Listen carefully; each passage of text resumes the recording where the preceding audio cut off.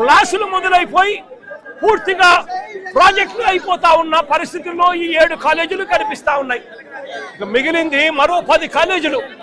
ఈ 7 కాలేజీలకు మిగిలిన 10 కాలేజీలకు ఈ 17 కాలేజీలకు అవసరమైన ఖర్చు 8,000 కోట్ల రూపాయలు.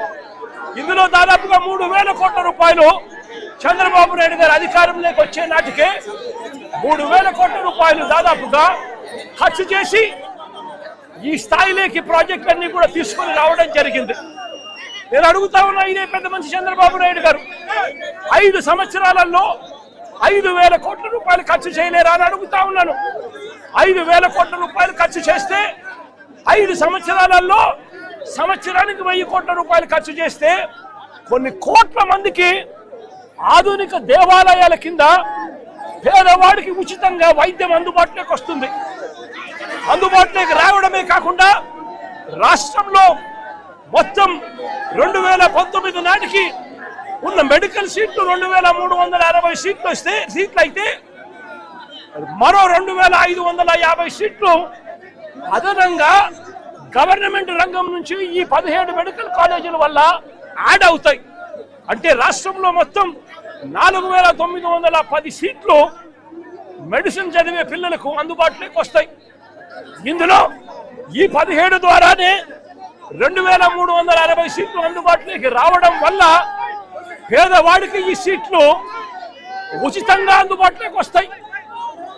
సగం సీట్లు, మరో సగం సీట్లు ప్రైవేట్ కన్నా అతి తక్కువ ధరకు పేదవాడికి చదువుకునేదానికి, మెడిసిన్ చదువుకునేదానికి సీట్లు అందుబాటులోకి వస్తాయి.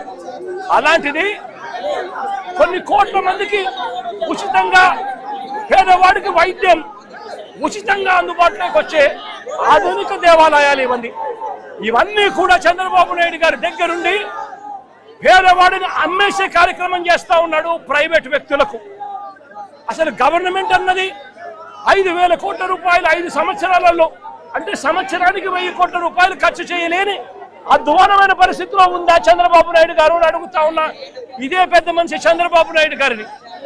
కారణం ఏమిటి అనంటే అమరావతిలో 50,000 ఎకరాలు కాదు, మరో 50,000 ఎకరాలు సేకరించి 2 లక్షల కోట్ల రూపాయలు కేవలం అక్కడ రోడ్లు వేయడానికి, డ్రైనేజీలు కట్టడానికి, కరెంట్ ఇవ్వడానికి, నీళ్లు ఇవ్వడానికి, కేవలం ఇన్ఫ్రాస్ట్రక్చర్ కోసం గతంలో 50,000 ఎకరాలు ఎకరాకు 2 కోట్ల రూపాయలు చొప్పున 1,00,000 కోట్లు కావాలని చెప్పి అన్నారు.